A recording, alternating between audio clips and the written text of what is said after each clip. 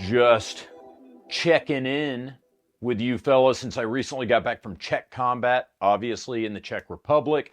Czech Combat, it's a competition brand new from CZ and Cellular and Bellet with a whole bunch of really great sponsors and collaborators. I was lucky enough to be put in a group competing with actual gun celebrities Ian McCollum of Forgotten Weapons and Ziga Polenar of Polenar Tactical. By the way, this is only the second competition like this I've ever done. The last one was in 2011, Maxim Magazine's second annual Maximum Warrior competition. Safe to say, I'm a bit rusty going in.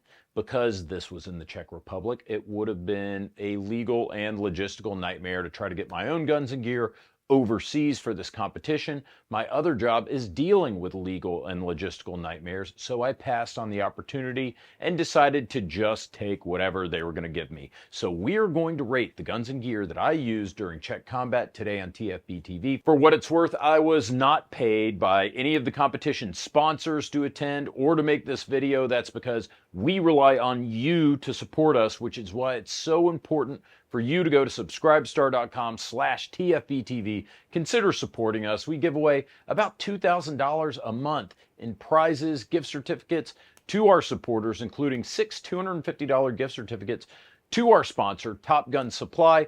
So we help you for helping us. Let's start with the worst. Picture this. It's a hostage situation. You've got one shot to take out the bad guy. It's high pressure, but it's an easy shot for you. You're using the H&K MP5SD, so it will not be a problem until it is. You line up your shot, and even though you're under stress, you press the trigger and feel a clean break. But to your shock and dismay, you hear the loudest sound in the world, a click instead of a bang. You may as well have just screwed that barrel into the hostage's ear hole yourself. And this is exactly what happened to me on one of the stages. We were given an MP5SD with a whole bunch of targets and just one magazine.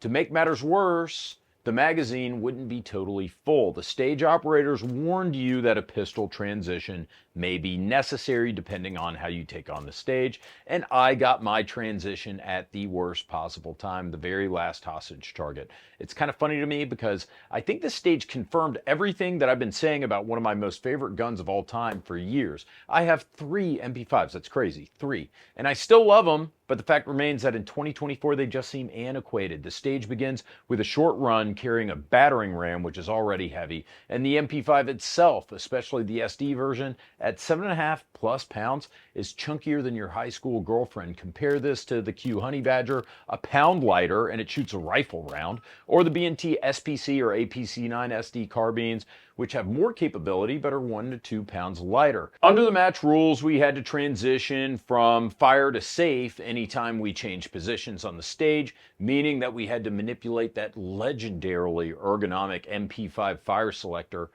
Under pressure, I was fumbling with that safety like trying to unlock my driver's side door with my keys after 9 beers. Relatedly, because your optics mounting solutions are not all that great, and because of the layout, the MP5 with the cocking tube up top and everything, you have a pretty high offset, and if you aren't prepared for it, meaning that you would be shooting targets like we were in a shoot house from like 3 to 7 yards away, your rounds are going to impact several inches lower than what you're expecting, meaning you might miss the A-zone on some targets, and that'll cost you time. On top of that, this isn't the gun's fault, but when I was running with the HK, I felt the bolt slap shut. Someone handed me an MP5 with a loaded magazine and an open bolt, so out of an abundance of caution, I still charged it at that first target and sent that one fateful round into the dirt. And speaking of that, I had no idea the gun had gone completely empty because of the lack of the last round bolt hold open in the MP5. I embarrassed myself more than usual, and I had the worst time on that stage out of our whole group, with Ian and Ziga pee-pee slapping me by double digits.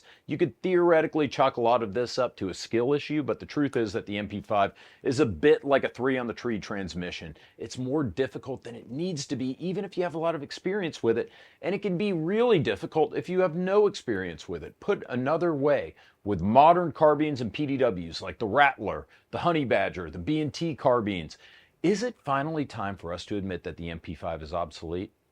I give it a C. Fortunately, when I went into that forced handgun transition, I had the CZ-P10F by my side, and unfortunately, I forgot to turn my Aimpoint Acro on. It was the first stage of that day. Shit. That means I had to co-witness the irons through the optic to shoot that hostage taker. Got him right between the eyes. Impressive shot. But in my mind, the bad guy's looking at me in the doorway, fumbling with my MP5 and then my pistol saying, well, you gonna get on with it or what? I've reviewed the P10C before, but I've never fired the full-size version, the F, much less reviewed it, but I don't have to. I'm gonna tag in a real pro, Ian of Forgotten Weapons, to review it for me. You're going to make me say this in the CZ booth at CZ's match? I am. Okay. I have also never fired a CZ P10 before. The CZ P10 to me was, it's hard to say this. It's not insulting, I don't think, yeah. It was unremarkable in every way, which is to say there was never anything where the P10 made me think about the P10. It did pistol things 100%. So I never had a malfunction.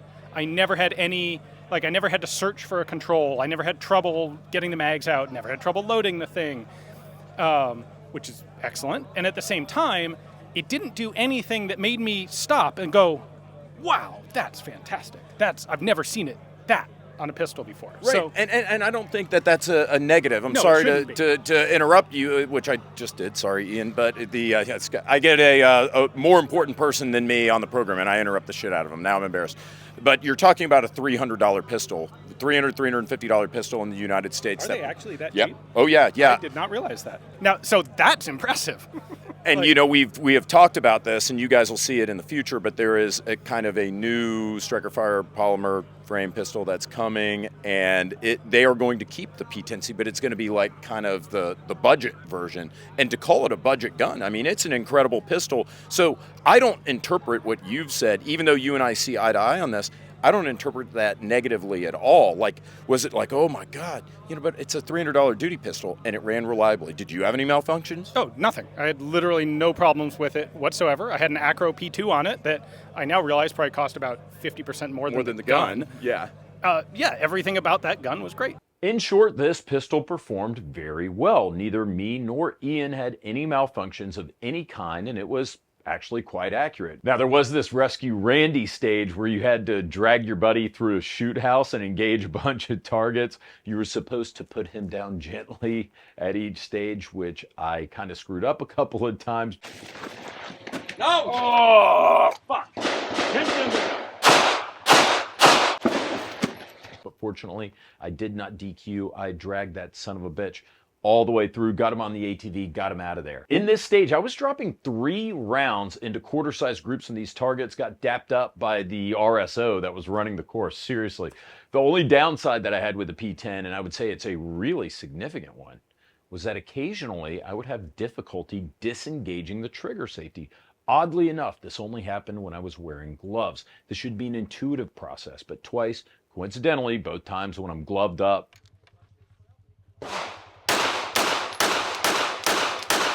shooting from the front seat of a car, I would begin my trigger press and I'd hit a hard stop. So you'd either have to reposition your trigger, which takes time, or you just have to pull the shit out of that trigger, which caused it to break, and then that would send a flying shot. But you can see in these clips, both times, there's a little bit of hesitation as I reposition my finger. Frankly, that's the only reason why this gun doesn't get an A. It was reliable, it was accurate, it was ergonomic. I was impressed. Like Ian said, you didn't have to think about it. It just did what it did. The trigger issue for me means I can't give this gun better than a B. A little poem for you. Hopefully you guys have been enjoying my sweet-ass 511 commercials on Instagram, as I am now elevated to official 511 brand ambassador and legitimate paid shill. But just like the Glock bumper you saw in front of this video, both myself personally and TFBTV, we only partner with companies that we believe in, which is why you've never seen us push iPhone games or security systems or Olight shit on this channel, leaving tens of thousands of dollars on the table over the years. The point I'm trying to drive at here is that I loved all the 511 gear that I wore during both days of the competition. That is the unvarnished truth. I'm under no obligation to talk about 511 in this video. I'm doing it anyways.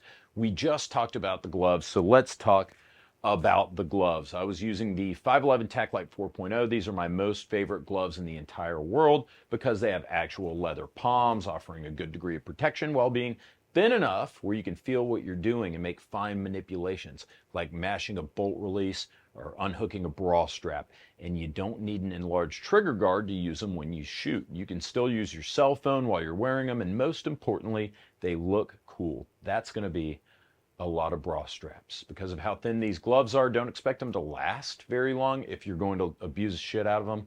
Like whenever you have to do community service, most of you, after a good weekend, don't take these to the roadside with your shovel. Not going to last very long. Not to mention, at 40 bucks a set, they aren't cheap either, but 511 puts them on sale pretty frequently. I love these gloves. Pants, both days, Defender Flex. I own great BDUs from 511. Perhaps my favorites are from UF Pro, but BDUs are a little LARPy for me. I'm not in the military. I'm not a cop. I don't wear BDUs ever as part of like my everyday wear. And I sure as shit wear 511 slim pants frequently. So for me, it makes a lot of sense to compete in what I usually wear. The Defender Flex, believe it or not, defends and flexes. I can run, I can climb, I can do some sick jumps in these pants without a problem, and they still protect my legs and knees. Here you can see the wild American in his non-natural environment. Wow! And now he has to aim. If he will take a shot through the branches, there's a possibility to miss. Good mobility, good protection, especially for the D-Flex jeans. Plus, these pants are pretty cheap when you compare it to other high-end shit like the 511 VXI collection or UF Pro. James with fancy pants. You motherfucker, I know what you're about to do. Ah! It was in the 90s temperature-wise both days. Don't know what that is in Celsius. So on the second day, I wore the new VXI Sigurd short sleeve, quickly becoming one of my favorite 511 items, ideal for the competition because it has this light mesh fabric that's durable but super breathable and flexible as well. Rugby collar on it, protects you from sling rash, looks cool as shit too. It's got a nice athletic fit to it. It's a good looking shirt. You want to go to the country club after you win the competition, boom, technically you're wearing a collared shirt. Finally, the shoes. I've been beta testing, or as I call it, alpha testing, the shoes that I co-designed with 511, the Stash, for over a year now. In fact, the last time I was in the Czech Republic, I was wearing the first prototype of these shoes on the range with CZ. I've worn them to Thunder Ranch multiple times. When they come off the range, they look like they're done. The Stash sneaker. Been wearing these here at Thunder Ranch for the past 3 days. As you can see, they are filthy, but they are made of ballistic nylon. I've done this before, so I already know how this is going to come out, but I'm going to toss these in the wash and we'll see what they look like in a couple hours.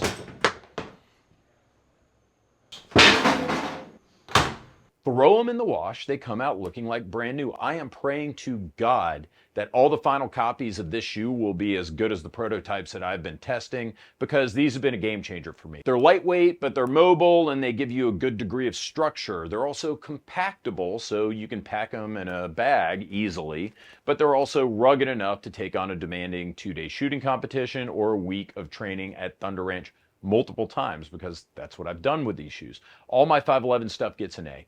In case you're wondering, I get $0 from sales of the Stash shoe or designing it, but I would love it if you bought them anyways when they come out later this year. What about the Bren 2 that I used? Me, Ziga, Ian, we all use versions of the Bren 2. What can I say? It's one of the best current military rifles until they get the Gen 3. Yeah, right. But it's just, the thing is that I think if you had an AR, a standard AR, and if you would not introduce any sand, anything, just if you keep it clean, it would run here as good or better than Bren. What Bren does is they overbuilt everything. It's a really, really good rifle. It's meant for military and combat use. And you could see that because like here we had a couple of stages where you had to go under a tunnel. You had to crawl on this sand here. I don't know why they have this sand in Czech Republic.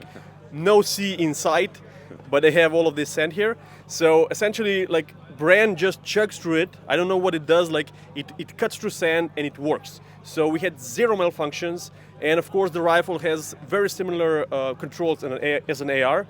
So it's ergonomic, it's accurate, like I love it. It's really good. The only noticeable thing is that it's a bit heavier, but if you're a normal guy with like muscles like yours, I don't think you notice it. Ian, you ran a special quasi-French Bren 2. How'd that do? Yeah, I thought it'd be fun to do it's not quite a clone, but a vague copy of the Bren 2 that the GIGN bought in 7.62x39.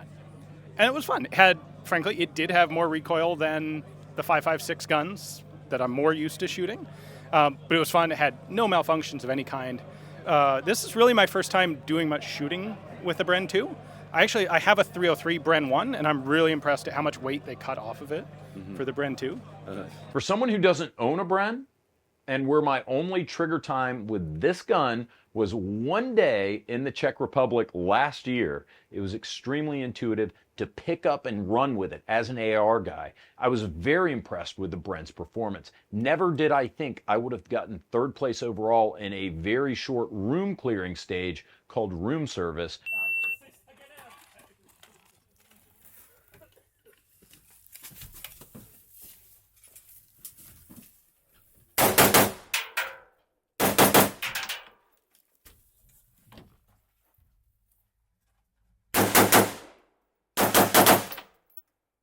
I also got fourth place in my division on a tricky stage called the Vehicles Dance, which required the shooter to take out 4 targets with a pistol from the driver's seat of a car, then transition to rifle, shoot from that car's bumper, then move to the car behind it, shoot from the front of that car while holding the gun at a 90-degree angle pressed against the top of the hood. Have I shot the Bren before? Yeah, as I said, for one day last year at CZ, that's it. Going into this competition, I was not confident in my ability to use the thing. Coming out of this competition, I would have this under my bed if I didn't have like 100 ARs already. Finally, optics get an A. They asked me what optics I wanted on my gun. The answer for me was easy, Aimpoint please. After the Bren 2 torture test last year, we throttled and even tried to blow up a Bren 2 unsuccessfully.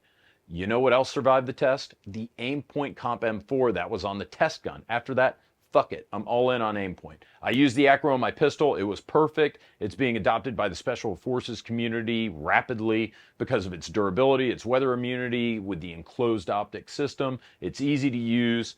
Funny enough, B&T has found that they can actually mill off some of the material on the bottom of the Acro and get it to co-witness with Glock sights, stock Glock sights. Game changer. I wouldn't be shocked if the Acro P3 simply integrates this B&T mod, making it sit lower. Yeah, it might not have fancy reticles like EOTech or Holosun, both of which are very, very good. I love EOTech and Holosun, but Aimpoint does make a straightforward, combat-proven optic with infinity hours battery life, no equal in terms of durability. I think if I had to hand out a couple of A+, the Bren 2 and the Aimpoints I used were some of the best things from the competition. A++, Czech Combat, damn sure getting one. Had a great time with great people. I don't get to see my buddies at CZ or SMB or Ian or Ziga very often, so it's a treat for me when I can. Ian and Ziga knew this was my first competition in over a decade. Both of them true sportsmen, helped me out whenever they could, gave me pointers even though they were competing against me. These guys, absolute class acts. I know a lot of us wonder out there how our favorite YouTube personalities are in real life.